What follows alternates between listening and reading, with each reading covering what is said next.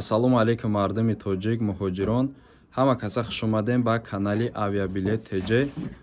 Бардори азиз, авиакасса дорем. Касида ки билети арзон дар кор боша. Ина номеро дар рӯи навор ҳастай. Дар ҳамин номеромон WhatsApp дорем. Касида ки билети арзон дар кор боша метавонед ки муроҷиат кунед. Режими кори мо аз соати 10 саҳар то соати 10 шаб мебошад.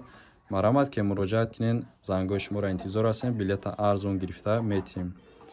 خب نفرایی که باری اول در کانال ما داخل میشن همه شما را خوش آمدید میگیم. حتما لایکاتون رو بگذارین، پادپیسات کنین. ما هر روز کوشش میکنیم که ویدیو پارتویم و شما را با خبر کنیم از نرخ авиабилет ها. در این ویدیو گپ میزنیم در باره نرخ авиабилет در ماه نوامبر و در دکامبر از مسکو به تاجیکستان به شهر دوشنبه، بختر، کولوب و خوجند. видеоро то охирша тамошо кунед, шумо аз нархи авиабилетҳо ҳатман бохабар мешин. хоб бози мо гуфта мегзарем нархи билетҳоро. бардоро бо диққат гӯш кунед. Москва душанбе дар моҳи ноябр аз 15800 рубл то 21000 рубл аст. дар моҳи декабр аз 17300 то 20800 рублей. Москва Кулоб дар моҳи ноябр аз 14600 то 18600 рубл. و در ماه دکامبر باشد از 17000 روبل تا 28000 روبل است. مسکو خوجند در ماه نوامبر از 14300 تا 18700 روبل. در ماه دکامبر از 14300 تا 17300 روبل است.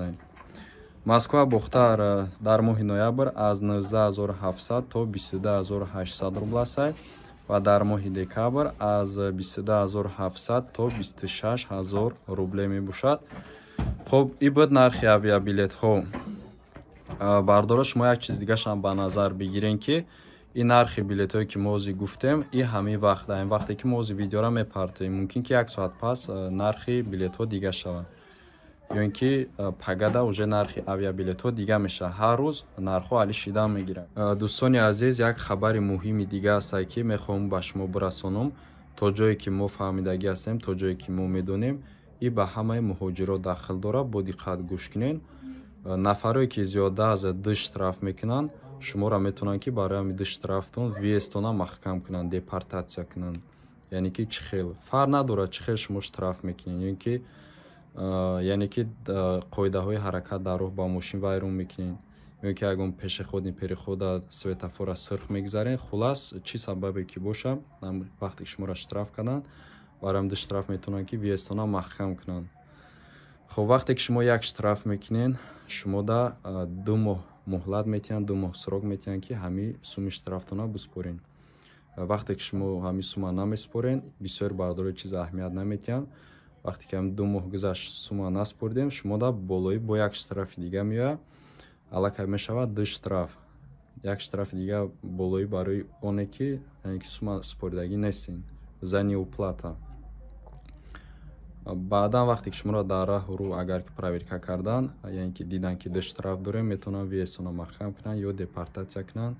برای همون این چیز جدی باشین، احتیاط کنین. رحمت برای دستگیریتون، برای تماشاتون، لایکاتون رو بگذارین. حتما فکراتون اویدی ویدیو نوار، اویدی نرخ نوار در همین زیر کامنتاریا نویسین.